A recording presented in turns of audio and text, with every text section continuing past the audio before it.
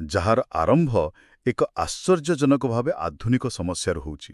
ଆଚ୍ଛା। ହଁ, କଳ୍ପନା କରନ୍ତୁ ଯେ ଦୁନିଆର ସବୁଠୁ ଜ୍ଞାନୀ ଲୋକମାନେ ଗୋଟିଏ ଜରୁରୀ ମିଟିଂରେ ବସିଛନ୍ତି। ଆଉ ସେମାନଙ୍କର ଚିନ୍ତାର କାରଣ କ'ଣ ଜାଣନ୍ତି? କ'ଣ? ସେମାନେ ଭବିଷ୍ୟତକୁ ଦେଖିପାରୁଛନ୍ତି। ଆଉ ସେମାନେ ଦେଖୁଛନ୍ତି ଯେ ଲୋକମାନଙ୍କର ଧ୍ୟାନ କେନ୍ଦ୍ରିତ କରିବାର ଶକ୍ତି କମିଯିବ, ସେମାନେ ସବୁବେଳେ ବିଚଳିତ ରହିବେ, ଆଉ ସେମାନଙ୍କ ଜୀବନକାଳ ବି ଛୋଟ ହେଇଯିବ। ବାଃ, ଏଇଟା ତ ପୁରା ଆଜିକାଲିର ଇଣ୍ଟରନେଟ୍ ଯୁଗର କଥା ପରି ଲାଗୁଛି। ଏକଦମ ଲାଗୁଛି ନା? ହେଲେ ଏହି ଦୃଶ୍ୟ ହଜାର ହଜାର ବର୍ଷ ତଳର ନୈମିଷାରଣ୍ୟ ନାମକ ଏକ ପବିତ୍ର ବଣର। ଆଉ ଏହି ଦୃଶ୍ୟରୁ ହିଁ ଆରମ୍ଭ ହେଉଛି ଶ୍ରୀମଦ୍ ଭାଗବତ, ଅତିବଡ଼ି ଜଗନ୍ନାଥ ଦାସଙ୍କ ଦ୍ୱାରା ଓଡ଼ିଆରେ ଅନୁବାଦିତ ଏକ, କେମିତି କହିବି, ଏକ ଅମୂଲ୍ୟ ଗ୍ରନ୍ଥ। ହଁ, ଆଉ ଆମ ପାଖରେ ଯେଉଁ ଉତ୍ସ ଅଛି ସେଥିରେ ଏକ ବହୁତ ସୁନ୍ଦର ଉପମା ଦିଆଯାଇଛି। କଳ୍ପବୃକ୍ଷର ଉପମା, ଠିକ୍ ନା? ହଁ, ସେଇଟା କୁହାଯାଉଛି ଯେ ଯଦି ସମସ୍ତ ବେଦ ଗୋଟିଏ କଳ୍ପବୃକ୍ଷ, ତେବେ ଭାଗବତ ହେଉଛି ସେହି ଗଛର ସବୁଠାରୁ ପାଚିଲା ଓ ମିଠା ଫଳ। ଆଉ ସେତିକିରେ କଥା ସରୁନି। ନା, ଆହୁରି ଅଛି। ସେହି ଫଳକୁ ଯେତେବେଳେ ଶୁକଦେବ ରୂପକ ଶୁଆ ନିଜ ଠୋଣ୍ଟରେ ଧରନ୍ତି, ତାହା ଆହୁରି ମଧୁର ହୋଇଯାଏ।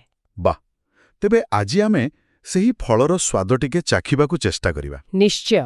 ଆଉ ଦେଖିବା ଏହି ପ୍ରାଚୀନ ଜ୍ଞାନ ଆଜିର ଜୀବନ ପାଇଁ କେତେ ପ୍ରାସଙ୍ଗିକ। ଠିକ୍ ଅଛି, ତେବେ ଚାଲନ୍ତୁ ପୁଣି ସେହି ନୈମିଷାରଣ୍ୟକୁ ଫେରିଯିବା। ଋଷିମାନେ ଏତେ ଚିନ୍ତିତ କାହିଁକି ଥିଲେ? ହଁ, ତ ସେମାନେ ଯେଉଁ ଯୁଗକୁ ଆସୁଥିବାର ଦେଖୁଥିଲେ ତାକୁ କୁହାଯାଉଛି କଳିଯୁଗ। ଆଉ ଉତ୍ସଗୁଡ଼ିକ ଏହାର ଯେଉଁ ବର୍ଣ୍ଣନା କରୁଛନ୍ତି ସେଇଟା ଟିକେ ଶୁଣିବା ଭଳି। ଲୋକେ ମନ୍ଦମତି ହେବେ, ଏହାର ଅର୍ଥ କ'ଣ? ମାନେ ସେମାନଙ୍କର ବୁଦ୍ଧି ସେତେଟା ତୀକ୍ଷ୍ଣ ରହିବ ନାହିଁ, ସହଜରେ ବିଭ୍ରାନ୍ତ ହୋଇଯିବେ। ଆଚ୍ଛା, ଆଉ ଅଳ୍ପାୟୁ ହେବେ, ଭାଗ୍ୟହୀନ ହେବେ। ଆଉ ସବୁଠୁ ବଡ଼ କଥା, ସବୁବେଳେ କୌଣସି ନା କୌଣସି କାରଣରୁ ବିଚଳିତ ରହିବେ। ଆପଣ ଯାହା କହୁଥିଲେ, ଏକ ପ୍ରକାର ଆଧ୍ୟାତ୍ମିକ ଆଟେନସନ୍ କ୍ରାଇସିସ୍। ଏକଦମ। କିନ୍ତୁ ସେମାନେ ଏସବୁ ଦେଖି କ'ଣ କରୁଛନ୍ତି? ସେଇଟା ହିଁ ସବୁଠୁ ଚମତ୍କାର କଥା। ସେମାନେ କେବଳ ନିରାଶ ହୋଇ ବସିନାହାନ୍ତି, ବରଂ ଜଗତର କଲ୍ୟାଣ ପାଇଁ ଏକ ସାମୂହିକ ପଦକ୍ଷେପ ନେଉଛନ୍ତି। କି ପଦକ୍ଷେପ? 1000 ବର୍ଷ ଧରି ଚାଲିବାକୁ ଥିବା ଏକ ବିଶାଳ ଯଜ୍ଞ ଆରମ୍ଭ କରୁଛନ୍ତି। ଏହା ସେମାନଙ୍କର କରୁଣା ଆଉ ଦାୟିତ୍ୱବୋଧର ପ୍ରମାଣ, ନୁହେଁ କି? ନିଶ୍ଚିତ ଭାବରେ।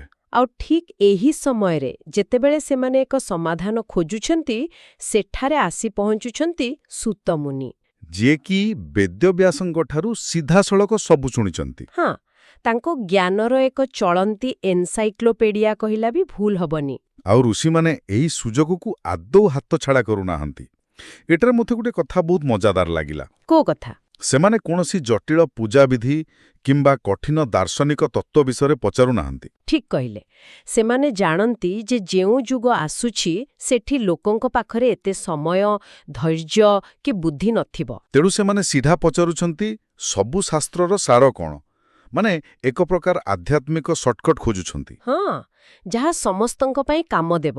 ଆଉ ତାଙ୍କ ପ୍ରଶ୍ନଗୁଡ଼ିକ ବହୁତ ସ୍ପଷ୍ଟ ଆଉ ମୌଳିକ। ଯେମିତିକି ମଣିଷର ପରବ କଲ୍ୟାଣ କେଉଁଥିରେ ଅଛି? ହଁ, ଆଉ ଏହି ସଂସାରର ମାୟାରୁ ଜୀବ କେମିତି ଉଦ୍ଧାର ପାଇବ? ପ୍ରଶ୍ନ। ସବୁଠୁ ଗୁରୁତ୍ୱପୂର୍ଣ୍ଣ ପ୍ରଶ୍ନ ହେଲା, ଏହି କଳିଯୁଗର ଦୋଷକୁ ନାଶ କରିବା ପାଇଁ ସବୁଠାରୁ ସହଜ ଏବଂ ଶ୍ରେଷ୍ଠ ଉପାୟ କ'ଣ? ସେମାନଙ୍କର ବିଶ୍ୱାସ ଯେ ଏହାର ଉତ୍ତର ଶ୍ରୀକୃଷ୍ଣଙ୍କ କାହାଣୀ ଭିତରେ ହିଁ ଅଛି। ଏକଦମ। ସେଥିପାଇଁ ସେମାନେ ବିଶେଷ ଭାବରେ ତାଙ୍କରି ବିଷୟରେ ହିଁ ଜାଣିବାକୁ ଚାହୁଁଛନ୍ତି। କାହିଁକି ସେ ଜନ୍ମ ହେଲେ, ତାଙ୍କର ଲୀଳା କ'ଣ? ବାସ୍ତବରେ ଜଗନ୍ନାଥ ଦାସଙ୍କର ପଦ୍ୟରେ ଏକ ଅବିଶ୍ୱାସନୀୟ ଧାଡ଼ି ଅଛି। ଋଷିମାନେ କହୁଛନ୍ତି, ଯାହା ନାମ ଗୋଟି ଘୋରୁ ପାରି ହୁଅନ୍ତି ସଙ୍କଟୁ ସହଜେ। ହଁ, ଏହାପରେ ଯାହା ଲେଖା ହେଇଛି ତାହା ଆହୁରି ଚମତ୍କାର। କୋଉଟା? ଯାହା ନାମେ ଭୀତ ହୁଏ ଭୟ ଆପେ। ସେଇଟା। ଏହାର ଅର୍ଥଟା ଟିକେ ଭାବନ୍ତୁ। ଯେଉଁ ଭୟ ଆମକୁ ଡରାଏ, ସେଇ ଭୟ ନିଜେ ଭଗବାନଙ୍କର ନାମ ଶୁଣି ଡରିଯାଏ। ଏହା କେବଳ ଏକ ଦର୍ଶନ ନୁହେଁ, ଏକ ଶକ୍ତିଶାଳୀ କାବ୍ୟକ ଚିତ୍ର। ଭୟକୁ ଗୋଟେ ଚରିତ୍ର ଭାବରେ ଦେଖାଯାଉଛି, ଯିଏ ନିଜେ ଡରିକି ପଳଉଛି। ବାଃ! ଆଉ ଏହି ପ୍ରଶ୍ନ ସେମାନେ କେବଳ ନିଜ ପାଇଁ ପଚାରୁନାହାନ୍ତି। ସେମାନେ ତ ନିଜେ ଜ୍ଞାନୀ। ହଁ, ସେମାନେ ହୁଏତ ମୁକ୍ତିର ମାର୍ଗ ଜାଣିଥିବେ। କିନ୍ତୁ ସେମାନେ ସମଗ୍ର ମାନବ ଜାତି ପାଇଁ ଚିନ୍ତିତ। ଏହା ଏକ, କେମିତି କହିବି, ସ୍ୱାର୍ଥପର ଅନୁସନ୍ଧାନ ନୁହେଁ, ବରଂ କରୁଣାମୟ ପ୍ରଶ୍ନ। ଠିକ୍ କହିଲେ। ତେବେ ଏତେ ବଡ଼ ବଡ଼ ପ୍ରଶ୍ନ ପରେ ସୂତ ମୁନିଙ୍କ ଉତ୍ତର ଦେବାର ଶୈଳୀ ମଧ୍ୟ ଦେଖିବା ଭଳି। ସେ ସିଧା ଉତ୍ତର ଦେବା ଆରମ୍ଭ କରୁନାହାନ୍ତି। ନା, ପ୍ରଥମେ ସେ ନିଜ ଗୁରୁ ଶୁକଦେବ ଏବଂ ବ୍ୟାସଦେବଙ୍କୁ ପ୍ରଣାମ କରୁଛନ୍ତି। ଏହା ଦର୍ଶାଉଛି ଯେ ଜ୍ଞାନ ଏକ ପରମ୍ପରାରୁ ଆସିଛି। ଏକଦମ। ଆଉ ଏହି ଶୁକଦେବଙ୍କ ବିଷୟରେ ଏକ ସୁନ୍ଦର କାହାଣୀ ଅଛି। କଣ ସେ କାହାଣୀ? ସେ ଏତେ ସଂସାର ବିମୁଖ ଥିଲେ ଯେ ଯେତେବେଳେ ତାଙ୍କ ପିତା ବ୍ୟାସଦେବ ପୁତ୍ର ମୋହରେ ତାଙ୍କ ବଣ ଭିତରେ ଡାକିଲେ ସେ ନିଜେ ଉତ୍ତର ଦେଲେନି। ତେବେ କିଏ ଦେଲା? ତାଙ୍କ ବଦଳରେ ବଣର ଗଛମାନେ ଉତ୍ତର ଦେଇଥିଲେ। ସତରେ? ମାନେ ଗଛମାନେ? ହଁ, ଏହି କାହାଣୀଟି କେବଳ ଏକ ଗପ ନୁହେଁ, ଏହା ବୈରାଗ୍ୟ ବା ନିର୍ଲିପ୍ତତାର ଚରମ ସ୍ଥିତିକୁ ଦର୍ଶାଉଛି। ଆଚ୍ଛା। ତ ଗୁରୁବନ୍ଦନା ପରେ ସୁତମୁନି ଋଷିମାନଙ୍କୁ କହୁଛନ୍ତି ଯେ ସେମାନଙ୍କର ପ୍ରଶ୍ନ ହେଉଛି ପରମ ମଙ୍ଗଳକାରୀ, କାରଣ ଏହା ଶ୍ରୀକୃଷ୍ଣଙ୍କ ସହ ଜଡ଼ିତ। ଆଉ ସମଗ୍ର ଜଗତର କଲ୍ୟାଣ ପାଇଁ ଉଦ୍ଦିଷ୍ଟ। ହଁ, ଏହାପରେ ସେ ସମଗ୍ର ଭାଗବତର ମୂଳ ସିଦ୍ଧାନ୍ତକୁ ମାତ୍ର କେଇ ପଦରେ କହିଦେଉଛନ୍ତି। କଣ ସେ ସିଦ୍ଧାନ୍ତ? ସେ କହୁଛନ୍ତି ମନୁଷ୍ୟର ପରମ ଧର୍ମ ହେଉଛି ଭଗବାନ ଶ୍ରୀକୃଷ୍ଣଙ୍କ ପ୍ରତି ନିଃସ୍ୱାର୍ଥପର ଏବଂ ନିରନ୍ତର ଭକ୍ତି। ହେଲେ ନିଃସ୍ୱାର୍ଥପର ଭକ୍ତି, ଏହି ଶବ୍ଦଗୁଡ଼ିକ ଶୁଣିବାକୁ ତ ବହୁତ ଭଲ ଲାଗେ। ହଁ, କିନ୍ତୁ ଏହାର ପ୍ରକୃତ ଅର୍ଥ କଣ? ଆଜିକାଲି ଆମେ ଯାହା ବି କରୁ ତା ପଛରେ କିଛି ନା କିଛି କାରଣ ଥାଏ। ମୁଁ ଏହା କଲେ ମୋତେ କଣ ମିଳିବ? ହ୍ୱାଟ୍ସ ଇନ୍ ଇଟ୍ ଫର୍ ମି ମେଣ୍ଟାଲିଟି। ହଁ, ସେଇଟା। ତେଣୁ ବିନା କାରଣରେ ଭକ୍ତି କରିବା କଥାଟା ଟିକେ ଅବାସ୍ତବ ଲାଗୁଛି। ଏଇଟା ଏକ ବହୁତ ଭଲ ପ୍ରଶ୍ନ, ଆଉ ଗ୍ରନ୍ଥ ଏହାର ବହୁତ ସ୍ପଷ୍ଟ ଉତ୍ତର ଦେଉଛି। ଏଥିପାଇଁ ଦୁଇଟି ଶବ୍ଦ ବ୍ୟବହାର କରାଯାଇଛି, ଅହେତୁକୀ ଏବଂ ଅପ୍ରତିହତା। ଅହେତୁକୀ? ହଁ, ଅହେତୁକୀର ଅର୍ଥ ହେଉଛି ଯାହା ପଛରେ କୌଣସି ହେତୁ ବା କାରଣ ନାହିଁ। ଏହା କୌଣସି ଡିଲ୍ ନୁହେଁ, ଯେମିତି ଜଣେ ମା ନିଜ ସନ୍ତାନକୁ ଭଲ ପାଏ। ସେଥିପାଇଁ ନୁହେଁ ଯେ ସନ୍ତାନ ବଡ଼ ହେଲେ ତାର ସେବା କରିବ। ଏକଦମ, ଭଲ ପାଇବାଟା ହିଁ ସ୍ୱାଭାବିକ। ସେହିପରି ଏଇ ଭକ୍ତି କୌଣସି ଫଳାଫଳର ଆଶା ରଖେ ନାହିଁ। ଆଚ୍ଛା, ଆଉ ଦ୍ୱିତୀୟ ଶବ୍ଦ ଅପ୍ରତିହିତା? ଅପ୍ରତିହିତାର ଅର୍ଥ ହେଉଛି ଯାହାକୁ କେହି ଅଟକାଇ ପାରିବେ ନାହିଁ, ବାଧାବିହୀନ। ଏହାର କିଛି ଉଦାହରଣ? ମାନେ ଗୋଟେ ନଦୀର ସ୍ରୋତ ପରି। ରାସ୍ତାରେ ପଥର ପାହାଡ଼ ଆସିପାରେ, କିନ୍ତୁ ନଦୀର ମୂଳ ସ୍ୱଭାବ ହେଉଛି ସମୁଦ୍ର ଆଡ଼କୁ ବହି ଚାଲିବା। ଠିକ୍। ସେହିପରି ଜୀବନରେ ସୁଖ ଦୁଃଖ ଆସିପାରେ, କିନ୍ତୁ ଭଗବାନଙ୍କ ପ୍ରତି ଥିବା ସେହି ପ୍ରେମର ସ୍ରୋତ ବନ୍ଦ ହୁଏ ନାହିଁ। ଏହା ଏକ ନିରନ୍ତର ପ୍ରବାହ। ଠିକ୍ ଅଛି। ତେବେ ଏହିପରି ଭକ୍ତି କଲେ ମିଳେ କଣ? ଯଦି ଆମେ କିଛି ଆଶା ହିଁ ରଖିବାନି, ତେବେ ଏହାର ଫଳ କଣ? ଏଠାରେ ହିଁ ସବୁଠୁ ଆଶ୍ଚର୍ଯ୍ୟଜନକ କଥାଟି ଅଛି। ଉତ୍ସ କହୁଛି ଯେ ଯେତେବେଳେ ଜଣେ ଏପରି ଭକ୍ତି କରେ, ତାର ପରିଣାମ ସ୍ୱରୂପ ଆତ୍ମା ସମ୍ପୂର୍ଣ୍ଣ ସନ୍ତୁଷ୍ଟ ହୁଏ। ୟୟାତ୍ମା ସୁପ୍ରସିଦ୍ଧତି। ହଁ, ଏହା ଏକ ଏପରି ଆନ୍ତରିକ ଶାନ୍ତି ଯାହା ବାହ୍ୟ ପରିସ୍ଥିତି ଉପରେ ନିର୍ଭର କରେ ନାହିଁ। ଆଉ ଏହାର କିଛି ବାଇ ପ୍ରଡକ୍ଟ ବି ଅଛି? ହଁ, ଦୁଇଟି ସହ ଉତ୍ପାଦ ମିଳେ, ପ୍ରକୃତ ଜ୍ଞାନ ଆଉ ବୈରାଗ୍ୟ, ମାନେ ନିର୍ଲିପ୍ତତା। ଏହାକୁ ଅଲଗା ଭାବେ ଖୋଜିବାକୁ ପଡ଼େ ନାହିଁ, ଏହା ଆପେ ଆପେ ଆସିଯାଏ। ଏ କଥାର ମୋତେ ଟିକେ ଅଡୁଆ ଲାଗୁଛି। କେମିତି? ଆମେ ସାଧାରଣତଃ ଭାବୁ ଯେ ଜ୍ଞାନ ଆଗ ଆଉ ବିଶ୍ୱାସ ପଛ। ଆମେ ପଢ଼ିବୁ, ବୁଝିବୁ, ଯୁକ୍ତି କରିବୁ, ତାପରେ ଯାଇ କୌଣସି ଜିନିଷକୁ ଗ୍ରହଣ କରିବୁ, ଠିକ୍ ନା? ହଁ, ସାଧାରଣତଃ ତ ସେୟା। କିନ୍ତୁ ଏଠାରେ ଲାଗୁଛି ଯେ ପୁରା ସମୀକରଣକୁ ଉଲ୍ଟାଇ ଦିଆଯାଇଛି। କୁହାଯାଉଛି ତୁମେ ନିଃସ୍ୱାର୍ଥ ଭାବେ ଭକ୍ତି କର ଏବଂ ଜ୍ଞାନ ତାର ଫଳସ୍ୱରୂପ ମିଳିବ।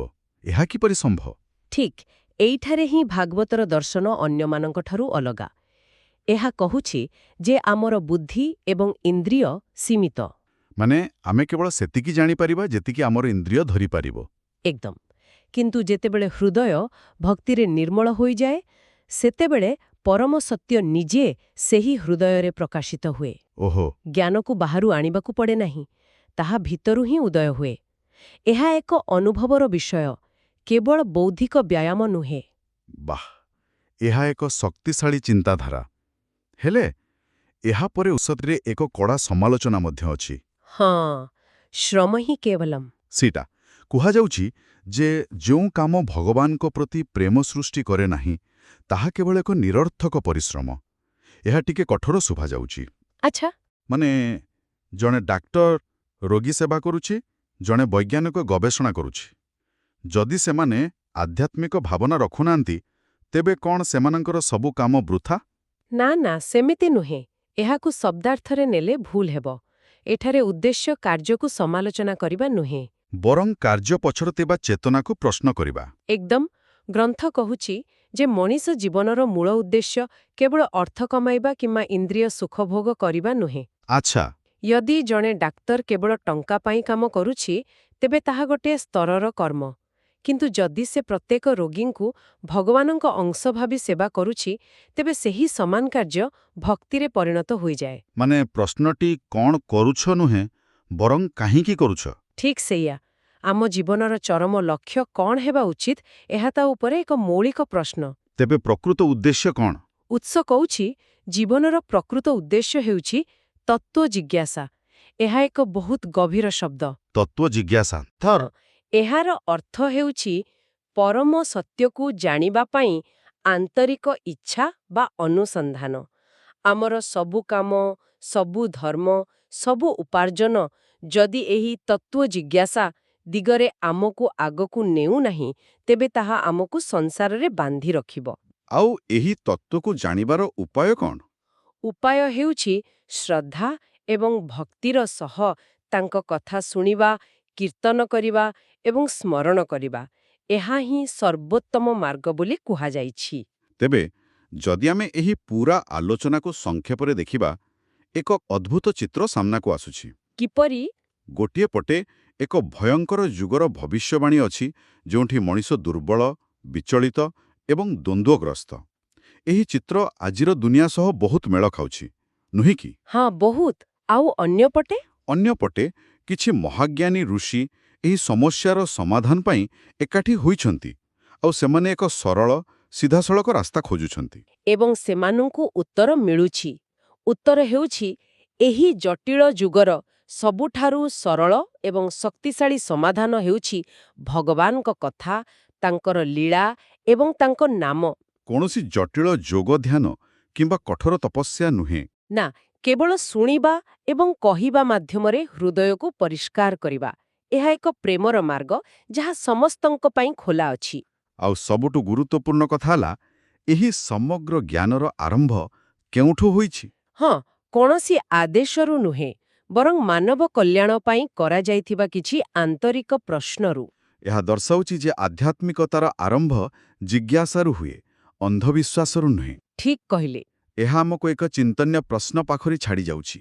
ଗ୍ରନ୍ଥ କହୁଛି, ଜୀବନର ଉଦ୍ଦେଶ୍ୟ କେବଳ ବଞ୍ଚି ରହିବା ନୁହେଁ, ବରଂ ତତ୍ତ୍ୱ ଜିଜ୍ଞାସା ବା ପରମ ସତ୍ୟକୁ ଖୋଜିବା। ହଁ। ଆଜିର ଦୁନିଆ ଆମକୁ ସବୁବେଳେ ପଚାରୁଛି, ତୁମେ ଜୀବନରେ କ'ଣ କରିବାକୁ ଚାହୁଁଛ?